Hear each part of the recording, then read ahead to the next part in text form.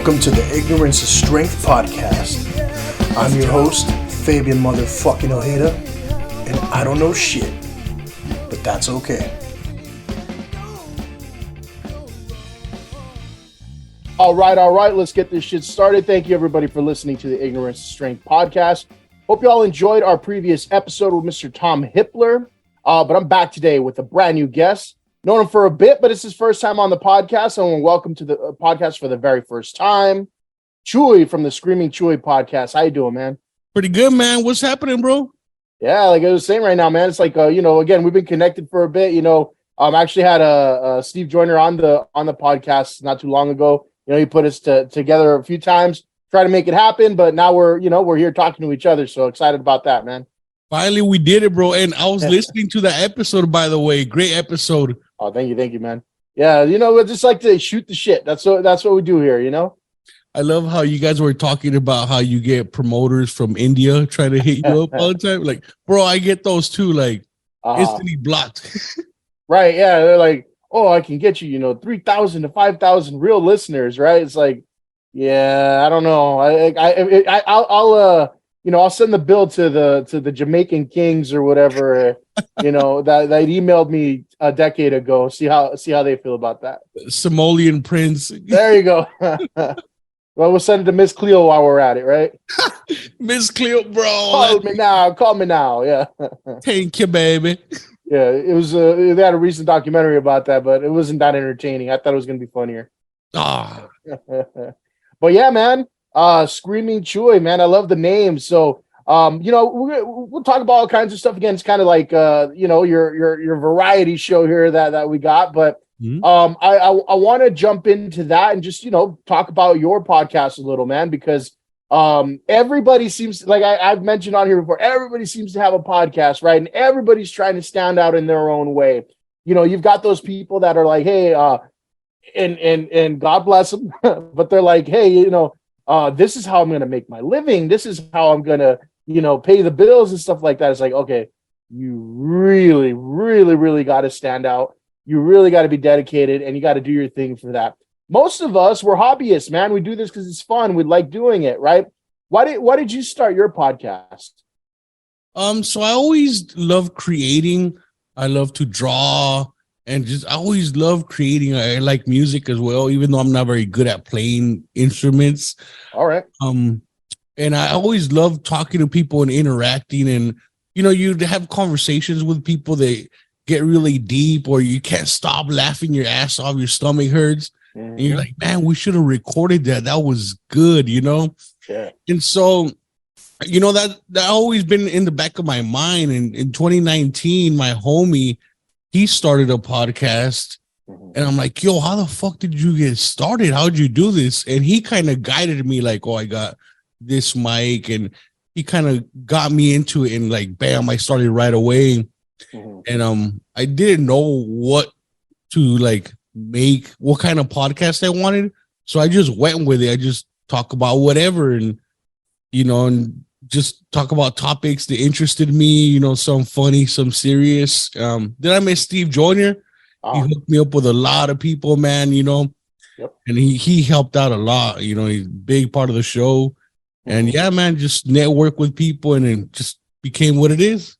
Yeah, for sure. Yeah, it sounds very similar, man. Even down to the whole, the music thing. I dabbled in music a little bit too before, and I know you listened to an episode, right? The little theme song, that's me from 2004, man, when I was in high school and shit. So that's crazy, bro. So I played a little bit too, but yeah, man, same thing. Creating and talking to people. I myself, I always thought like, I'm an introvert. I don't like talking to people. But when I was a bouncer, it was my first job ever, right? People just wanted to talk to me, man. And I'm like, you know what? You got to develop this skill as a person, right? And I found, hey, I'm not bad at this. I grew up watching a lot of fucking pro wrestling, man, so I can keep a conversation and shit, So, yeah, it's to me, it's fun. Do you like take it to the point where you're like, hey, I want to do something with this, I want to monetize it, or it's just like, hey, you know what? It's just a passion. It started as a passion, but I would love to monetize it and just become full-time at this, because it's a lot of work, bro. Working a full-time job and podcasting, like it's a lot of work, bro. So it'd be cool to just focus on one thing, Yeah, that's the dream, man. I think I don't know, like if we're similar in age. I graduated in high school in 2004, kind of around the same time as you, or a little after, a little before. I graduated 06, so yeah, pretty close. All right, similar, yeah. So people I think that grew up in our age, we for some reason, man, we had it in our heads like, hey, we're gonna do something and be famous, like, and yeah, right. And so that's I can see that, with a lot of people where it's like, hey, I'm gonna do this, I'm gonna be famous. The fucked up part, man, none of us ever were. I know, right? Except now, the kids that came after us, right? All they have to do is fucking eat a Nacho Bel Grande in their car, right? And they get paid fucking thousands, maybe millions from YouTube, right? So I'm like, yeah, and everybody and all kinds of other kids know them and shit, and like they're kind of quasi famous, and they're making it happen. They don't have to have a real job or anything like that. I guess the other option is just show your butthole for $5 a pop on OnlyFans, but I don't know if the world's ready for that for me. I told people if I make OnlyFans, I'm gonna shove my balls in my asshole and shit them out, bro. Yeah, man. You think the world's ready for that? They better be ready. It's happening. And you know what? You got a perfect promo name for that. That'll be called the Screaming Chuy. They gave him the Screaming Chuy. Hope they're ready, bro. Hope they're ready. So the name Screaming Chuy. I'm assuming your name's Jesus, right? Yep. Where's Screaming Chuy come from? What's that all about? So when I came out with my show, I didn't know what to name it, right? Mm-hmm. And so I've had this email since like high school, and it's screamingchuy@gmail. Mm-hmm. And then my homie's like, "What about Screaming Chuy Show?" And I'm like, "Yo, boom, that was it right there." Yeah, it rolls off the tongue, man. It's a funny thing about those emails. Check it out. So you had that in high school, right? I had a stupid little nickname that some people actually called me. I called myself it most of the time, but my old email used to, when we had SBC Global emails, right? SBCglobal.net was Lord Fabian at SBCglobal.net, right? And the one thing that made me change it wasn't even job applications, right? Because I still put that shit on job applications. The one thing that made me change it was one time I had a problem with my phone at Sprint, and they're like, "What's your email so we can send you confirmation?" Blah blah blah, right? And I said, it's Lord Fabian at SBCglobal.net. And then the girl on the other end, who sounded kind of young and everything, was like, "Okay, Lord Fabian." I'm like, oh. She's all roasting you, bro. She was. Yeah, I'm like, this bitch. I'm like, and the next day I changed it, to like Fabian Ojeda 86 at Yahoo or whatever, right?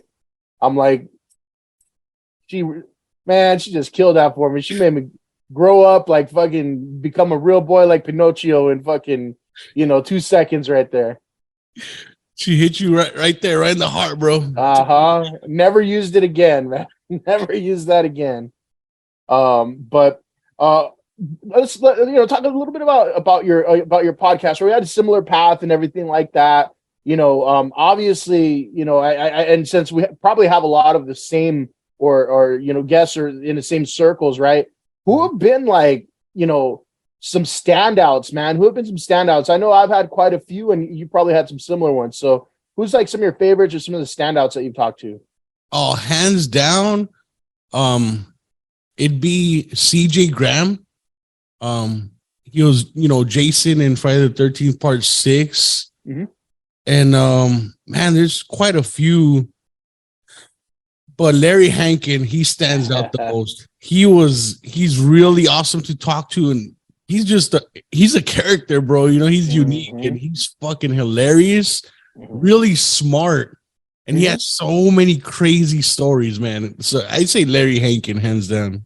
I think that's a lot of us, man. I didn't even realize like how many podcasts he was doing. Right, he's doing podcasts every week, and he's been doing this for years now. Because the first time I interviewed him was, it had to be probably over a year ago, maybe 2 years ago, right? And I've talked to him like 3 times now, right? Got his book and everything, and it's a good read. I don't even like reading. I hate reading, but that's a good book, man. And you're right. Everything that he says, he tells it in such a compelling way, right? like you have to listen. You know, Yep. it's not just something where you're like, okay, blah blah blah blah blah blah blah blah. Here's the next question, right? Like, no, he'll tell a story and you'll remember that, right? I think the thing about Larry is that uh, these days, so many people have talked to him that he's more of a household name. More people know his name. Before it was just like his book says, that guy, right? And Yep. everybody's like, he looks kind of familiar, right? But now people know the name Larry Hankin more because he's been doing these podcasts. I think it's been beneficial to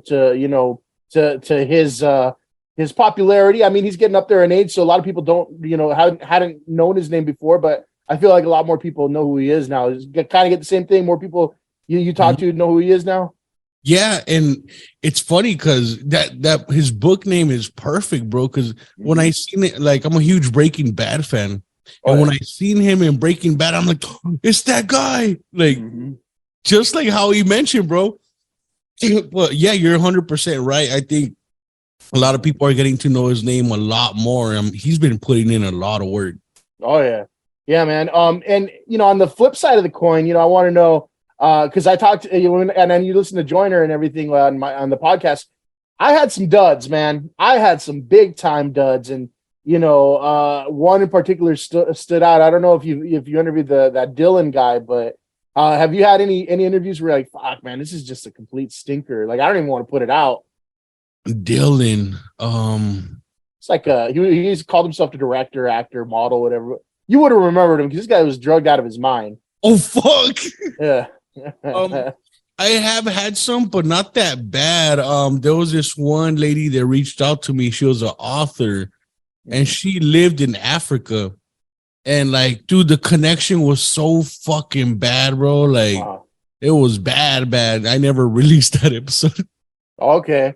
Yeah, I had some, man, where I'm just like, I don't want to release this shit, but like that Dylan one too, I didn't want to release, but I'm like, you know what? I'll just put it out because this was one of the guys that Joyner sent me and everything. And it just turned out to be a shit show because this guy then faked his own overdose and like, what? Yeah, all kinds of shit, man. And so it was really sketchy. But the guy, I would make a long story short, right? He was trying to, be famous and be a director. And he's like, I'm filming this movie and it's going to be blah, blah, blah, blah. It's going to be so great. And I'm thinking in my head, like, damn, filming a movie, that must, entail a lot of things. You must need a lot of money. It must take a while.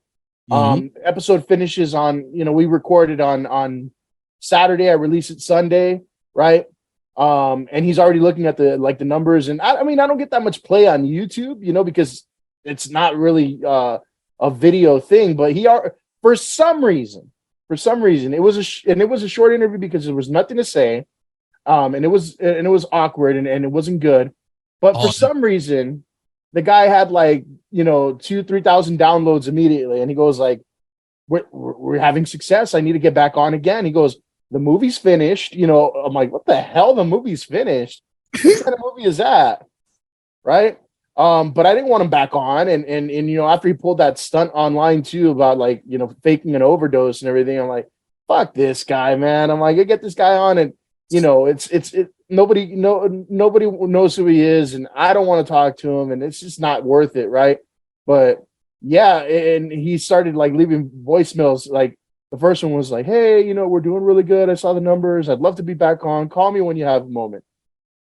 Called me again, a week later, like, I tried to reach out to you, blah, blah, blah. We're trying to get back on. And then all of a sudden he goes like, but Stephen Joyner is a liar. Don't believe anything he says. Blah blah. I'm like, whoa.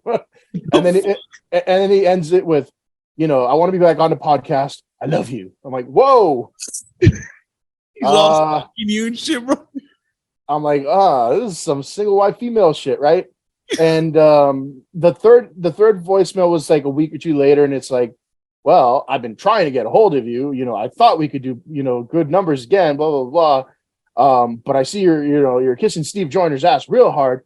I want to get back on. I think we would do, give me a call or not, whatever. Have a nice life. I'm like, that shit was entertainment, man. Bro, that escalated quickly. It really did.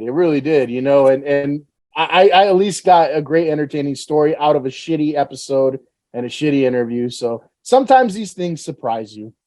Play the voicemails as a bonus on the episode. I did. So every 10 episodes, I have to find it now, but I don't have it on my phone anymore. But it was one of the episodes of what I call the shit show, where my friends and I from high school, we just do like a whole, panel kind of thing about what's topical, what's political, what's all this stuff, right? And I played it for them, and their reactions are priceless too. So it was hilarious. Love it, man. That's kind of scary. You know what I mean? Like, you never know who you're talking to, like how they could act, just like that, or just flip of a switch. The thing too is that sometimes people take this shit too seriously, man. Like I explained to everybody, it's really mellow. I don't have any aspirations of being Joe Rogan. I just do this for fun. Mm-hmm. Like the moment it stops being fun, I'm not going to do it anymore. Right? If it's too much work, I'm not going to do it. If it's stressing me out, why would I do that? So that's what I'm saying, man. It's just like it should just be lighthearted fun, but yeah, sometimes it gets a little deep there. They take it too serious, and I've had people on the show that, like, before they come on, they're like super nervous and they're like, dude, I don't know what I'm gonna talk about. Like, and I'm like, chill. We're just having a natural, just casual conversation. I'm like, how me and you talk all the time. We're just going to talk like that, but it's going to be recorded. And then they ease off a little bit, Mm-hmm. It's just like, look, it's a stranger on a long bus ride, right? It's your neighbor on the airplane, right? It's that person you talk to during class in a college course or some shit. It's like, that's all it is. It's pretty deep, bro. I like that. Right. I mean, that's how I learned how to talk to people. It's just like what you call kind of like in I think they kind of make reference to it in the movie Fight Club, like your little like 1 hour friend or whatever. I forget the phrase they use. Dude, right? I love that movie, by the way. That's one of my favorites. Yeah, man. So I'm telling you, we grew up same age and everything like that, basically. So you'll get a lot of the references I'm making, Yep. Just like have you had a chance to interview Tommy Chong yet or no? No, I haven't. Yeah, man. I think if you talk, there's another guy, and then you should talk to Joyner, and if not, I'll see if I can put you in contact with him. But there's another guy that I interviewed that he had the contact, and it was very simple, man. It wasn't hard at all. He doesn't charge anything, But we can talk offline about that. And he's one of the most interesting people, man.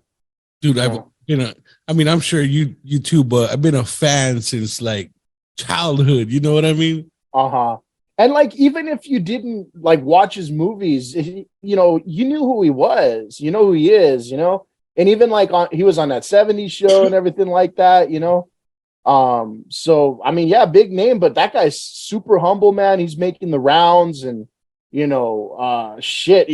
getting to an age just like Hankin, Yeah. Yep. And he's been around just as long. So it's like, not to be morbid or anything, but like, dude, before he dies, you want to get a chance to pick his brain. That's like a really cool opportunity, Facts. I would love to just talk to him and just hear what inspires him, stuff like that, Yeah, for sure.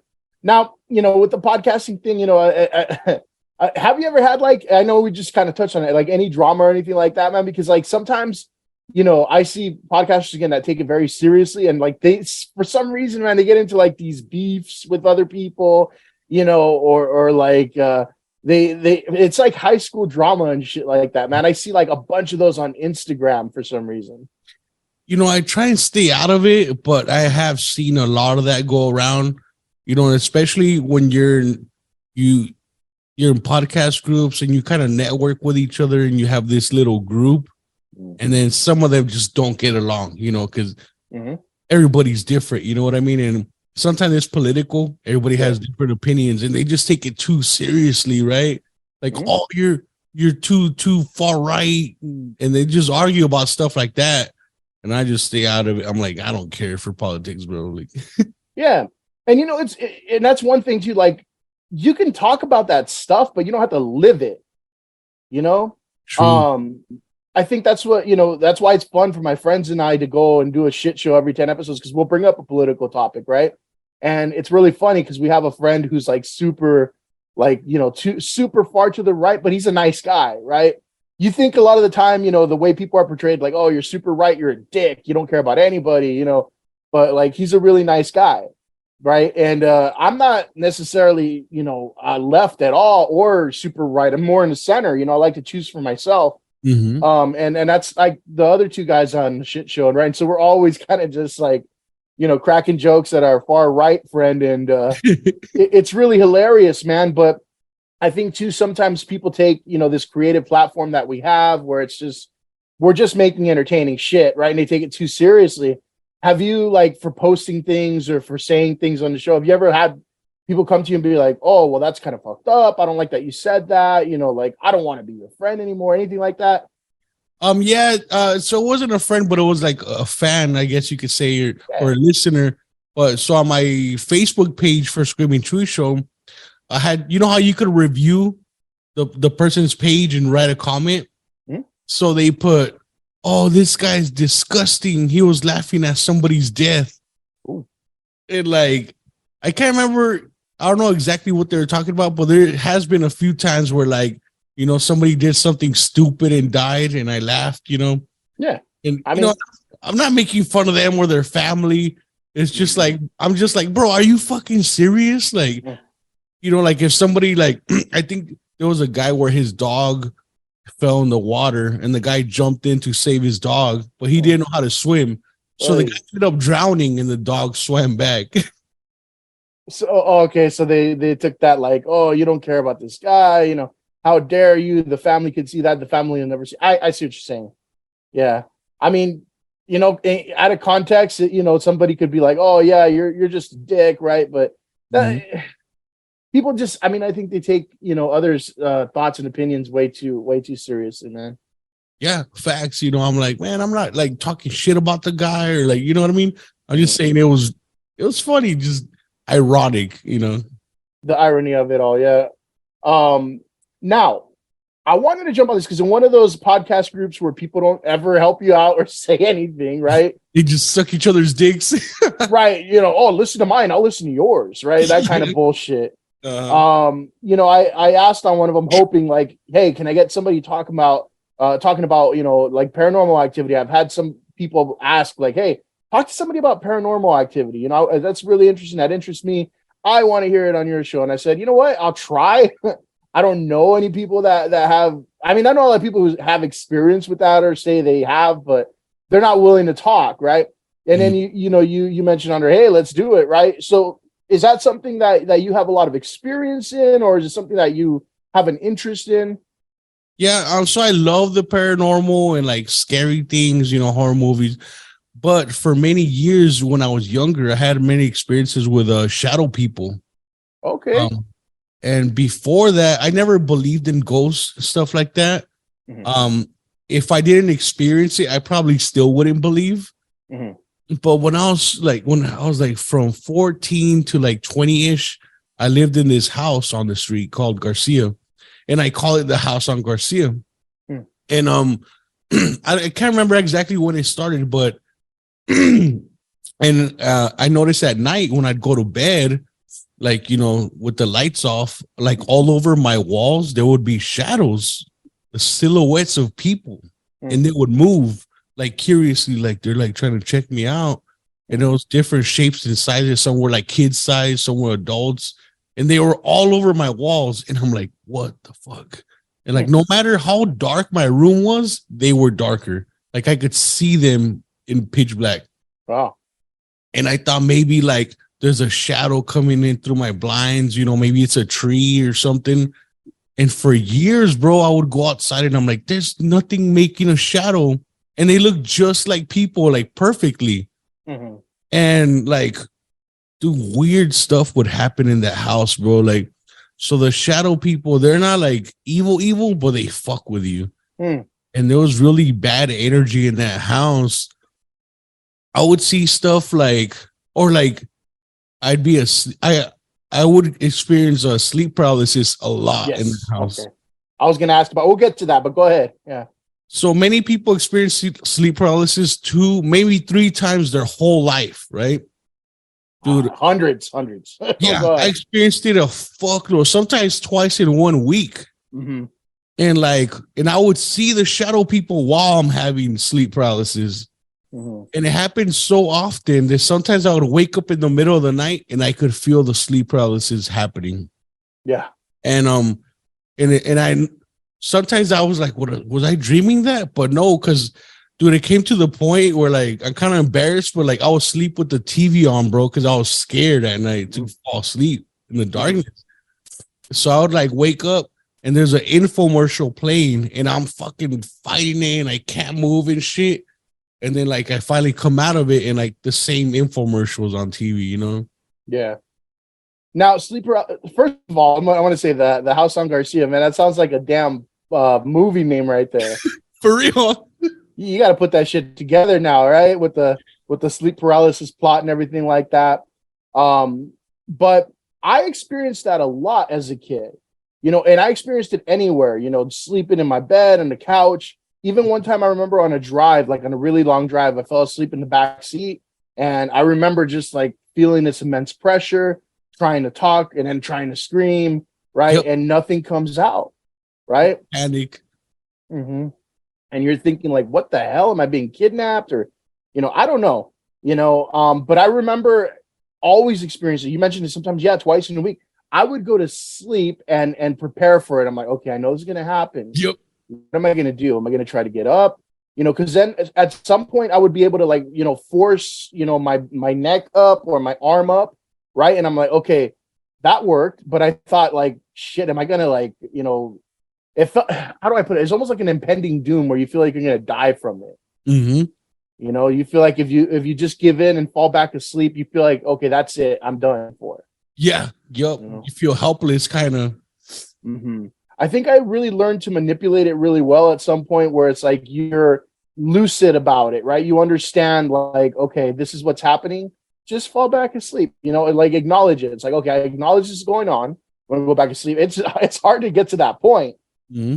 you know, because in the moment you feel really like, especially if you're used to just, you know, not being helpless, right? If you're used to like doing your own thing and like, you know, shit, I didn't fear anything. You know, I was always raised, you know, you're brave, you're a guy, you're a man, you know, and when you feel something like that and you have no control, it's tough. But yeah, it's really tough to get to that point. But one thing I noticed about it, and this is what kind of just made me get really like analytical, scientific about it. I'm like, well, let's just take some data, right? What happens when people watch me, yeah. Right? Oh, nice, smart. Do they hear anything? Do they see anything? And, you know, growing up poor, I never had my own room, right? So I always shared a room with my brother or brothers, right?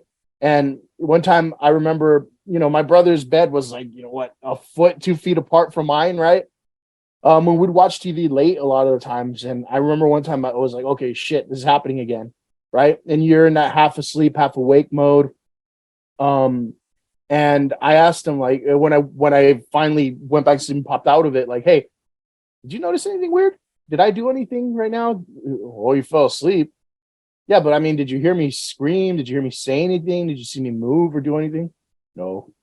I'm like, damn it. In my head, I'm just like, there's this infinite struggle going on, and you know, you see nothing. So it leads me to believe that, you know, it's either all in your head or maybe there's like some weird, you know, if you want to get paranormal, like another sort of like dimension of you know, being alert and awake, you know, where you're kind of like in an in-between. I don't know, man. Yes, but you're right. Because I think part of it you are dreaming, because sleep paralysis, I had some cases where like, you know, I'm like, and I could see my fingers start to move and I'm like, oh, I got this. And then like there was one instance where I even like start to move and I'm like crawling out of my bed and shit. Yeah. And then I came to and I was laying in my bed and I'm like, what the fuck? I'm like, did I dream that? Mm-hmm. And you mentioned shadow figures. I kind of noticed similar things. It wasn't many of them like you had, right? For me, it was more so like a blurred image of like one creature, almost like the Undertaker in the dark, you know? Did you see it with the corner of your eye or like straight forward? So mine was different because it was almost like inverted vision. Like almost like I was seeing upside down, right? Oh And shit. yeah, and I remember too, it came with like buzzing in my ears, like very intense, right? And I didn't know how to explain it. You know, a lot of people talk about, you know, experiencing almost like a demon sitting on their chest, right? Yes. And that's been depicted in like cave drawings and shit, medieval times, you know. Different And cultures too. exactly, you know, because a lot of people experience that phenomenon. Nobody really knows how to explain it, you know, but that's what I saw. And I never saw all the figures. And I'm wondering with you, was it you saw those figures, you know, during the sleep paralysis or before you fell asleep? Actually, all the time, bro. Like every night. Um, Oh, like if my room was dark, I would see them, whether I'm having sleep paralysis or not. yeah. Like sometimes I'm just laying there trying to sleep. And and this happened over years. So like, you know, just like you got used to the sleep paralysis, you know, us humans, we're amazing. We get used to anything, you know. Mm-hmm. And I would even like tell them, I'm like, you're dead, move on. Like I would tell them shit like that. Uh-huh. And it came to the point where I could just fall asleep at night. Like I would still see them, but I would fall asleep because they never hurt me. Yeah. So I knew they weren't trying to kill me, but they would fuck with me. Like I'd be playing Halo at night on the original Xbox, Mm-hmm. and I had a stereo and speakers in my room, Mm-hmm. and it was on low, you know, because it was back in the day before headphones and all the fancy stuff. Man. Uh-huh. So I was playing Halo, and late at night, everybody's asleep, and then the fucking volume goes full blast all the way up, bro. Scared the fuck out of me, dude. I turned off my TV right away. And like, but it was just stuff like that, dude. And a lot of negative energy in the house too. Mhm. I noticed once I moved out of there, bro, I never saw shadow people or experienced sleep paralysis ever again. So the house on Garcia did it, man. Yeah, it was crazy. Or like one time I took a shower, dude, and I came out of the shower, and you know how like the mirror gets like foggy? Yeah. Like somebody with their finger put hello Ah. on the mirror. I'm like, what the fuck? So it started fogging up and it left the impression of hello without anybody touching it and shit. Yep.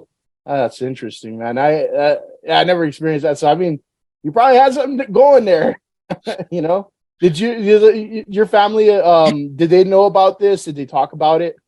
Yeah, so for I don't know exactly how long, but I didn't tell nobody. I kept it to myself for a while because I was afraid of like Being judged and everything. yeah, or like let's say I tell my mom, I'm like, look, there's these shadow people. Do you see them? And she'd be like, no. And then next thing you know, I'm seeing therapy. You know what I mean? Like I'm crazy or some shit because I didn't know if it was just me. But eventually one day I did tell my mom. And she saw them too.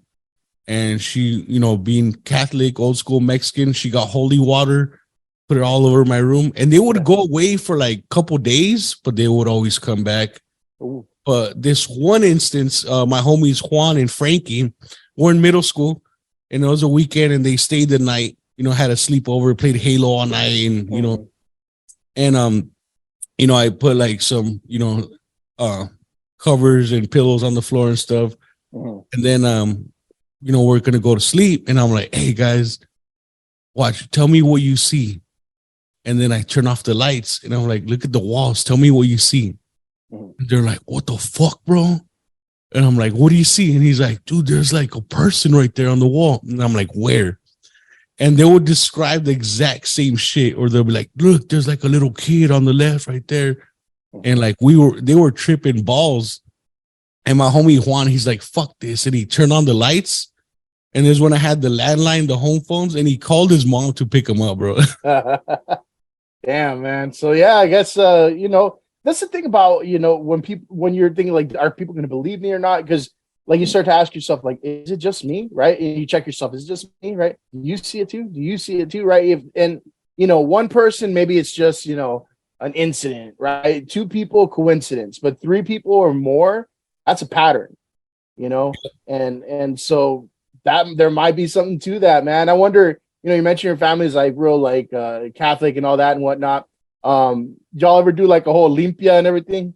Yeah, my mom. Yep. I know you mentioned the holy water and everything, but like, you know, with you the ever like yeah, all that stuff. Yeah, bro. And we tried all that stuff, and it works for a little bit, but they would always come back. Mm-hmm. It's really funny, how, you know, a lot of Hispanic people, right? It's like this whole, paranormal stuff. It seems to really cling to us, you know? Yeah, for real, bro. It's like part of the culture sometimes, you know. It really is, man. And, you know, sometimes it's like stereotypical or whatever, but I'm like, no, it's true. You know, like that's almost every, you know, family has that one person who swears like they see spirits, right? Who swears they're like psychic or clairvoyant in some way, you know? But it's funny because, like, so in that house, my mom would also see weird stuff. But my sister Jasmine and my dad, they never experienced nothing in that house. They almost didn't believe me. Yeah. But I think maybe some people are more open to it or more susceptible to it. Mm. I don't know. I think maybe like if you're open to believe in it, maybe they're more open to like, or maybe you might see them. But I know there's some people that don't believe. They're just like, nope. Close their mind. They're less susceptible to see that stuff. I might be wrong though, but you know. I mean, who knows? Because it's all a mystery, you know, because to me, I've always been the type where it's like, well, I want to see that, you know, because I mean, the only thing I experienced was the sleep paralysis, right? And me, I'm super logical and I try to figure out how it works. And like I told you, you know, I was analytical about it. I was like, let me put some data behind this, right? So to me, it's always like, you know, let me experience it. I want to see that. You know, I wonder what I would say to like a dead spirit or something like that. I'd be like, what the fuck are you doing here? You know, I'd be like, you know, like I worked at a lot of schools, right? And I swear every single school that you go to, they tell you how the school's haunted, right? They'll be like, you know, and sometimes I would work, you know, I work after school programs and stuff like that. And I'd be closing up, you know, and like 7 or 8 sometimes if I'm really late, right? And people would be like, oh, it's haunted, right? The lights go out at this time, you know, blah, blah, blah. I'm like, okay, cool. Let me run into fucking poltergeist, right? Let me run into Freddy Krueger and shit. Like, I want to see this stuff, you know, but I've just never really experienced it. And people that have, they're like, no, you don't want to see that. I'm like, well, what's going to happen? You know, I'm not going to, you know, be all terrified or anything like that. I might at first kind of get like, whoa, right? But then afterwards, I'm going to bounce back and be like, you know, I'm going to be like, you want to be on my podcast? Right? You know, hey, come back. Yeah. I'm like, this shit would be really cool, you know? Tell me about it. What do y'all fucking spirits do, you know? I would listen to that interview with a ghost. There you go, right? Straight from Garcia Street. For real? Yeah, man. But is that is that kind of like a topic that you explore a lot on your podcast, the paranormal? Have you talked to other people about it? I have. I don't like. For a few years, I didn't tell nobody, but there's like very few people that were close to me that I told about. Because some people I'll tell them and they're like, I don't believe in that. And I'm like, you know, I get it. I wouldn't believe either if I didn't experience it. But some people, you know, just like yourself, they'll be like, oh, yeah, I experienced something like that too. I did make an episode about it on my podcast. This was like when I was barely starting. It's one of the first 10 episodes. I believe I called it my scary story or my ghost story, something like that. I talked a little bit about that. A couple years ago, I had a guest, James Goy Jr. He's a spiritualist and his wife's a psychic medium. He had experience with demons and stuff. And I talked to him about the shadow people. And I noticed when I talked about them that night, I kind of saw them. I'm like, what the fuck? Huh. Like, it was weird, bro. Almost like if you give them the attention, they kind of want to come back. Yeah, that's cool, man. So, you know what? Let's I mean, great stuff, you know, great stuff. But I also, you know, want to get people a little more taste of again what you're all about, you know. And so, do you do like an interview format, or do you do like solo episodes? Like, what can people expect if they, you know, tune into Screaming Chuy? Well, that's a good question. I do a little bit of everything. I do solo episodes, even though it's been a while. But I also have guests over. just like yourself, it could be artists, actors, so I also do segments with my friends. I call those Friday Night Funkery. Okay. And those, it's just us chilling, drinking, and talking about topics. It gets really explicit. Those episodes get wild. Uh-huh. And I have my homegirl on there. We talk a lot of shit to each other all the time. But yeah, I just do a little bit of everything. So Joyner was telling me you got like the next Selena or something out that you're promoting. Oh yeah, so my homegirl, she's actually my best friend, Arlene Adriana. She's an artist, and I kind of been managing her music career. Nice.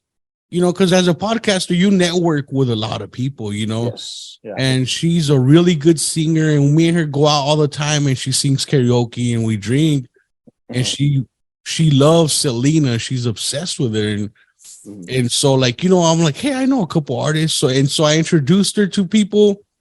And then I know local artists here in this area, people that mix and master, they make beats, got home studios.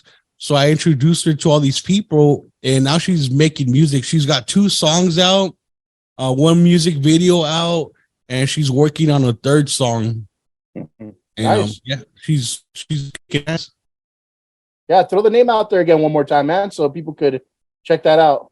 Oh yeah, so it's Arlene, ARLYNN, Arlene Adriana. Cool. All right. And then as far as what's in store for you, what's in the future for, what you still want to do with this whole thing, right? What's on the horizon, man? Well, more guests, and I'm going to try and pump out more episodes, because for a while I was pumping out like 2 or 3 a week. Then I slowed down to 1 a week. It started becoming too much. And I kind of stopped doing video as well because it's a lot of work, But I'm gonna start getting back on video, start getting back on my YouTube because I've been neglecting my YouTube. It's tough, man. Look, you mentioned working full time and everything, and then still doing it. Like that's why I just mostly do audio, because it's like I just rip the audio from here from I use Zoom, right, and I just put some nice little filters and everything on there, right, make it sound nice and pretty. So, add some music at the start and the beginning, send it off, right? It goes everywhere. But for the videos, shit, man, you got to cut and paste things. You got to put logos. You got to make sure that you don't look like a slob on there, all that stuff, Yeah, it's a lot of work, bro. Now, plug your stuff, man. Where can people find you? Social media, anything like that? Yeah, so I got a link tree. But you could find me on Facebook, Screaming Chuy Show, and Chuy as in CHUY. You can find me on YouTube, TikTok as well. Spotify, Apple, all that if you want to listen for audio. So yeah, you could find me anywhere, Screaming Chuy Show. Nice. Anything else you want to throw out there to the podcast world? Yeah, I want to say if you experience crazy stuff, just go with it. Don't be afraid. And I appreciate you having me on, man. I'm glad we finally did this, bro. Hell yeah, man. Good conversation. We could always do it again too. We're about to for you too. Yep, we're doing a double there it up. We go. All right, man. So I appreciate it. And then everybody listening at home, I appreciate you. Thank you. Fuck you. Good night.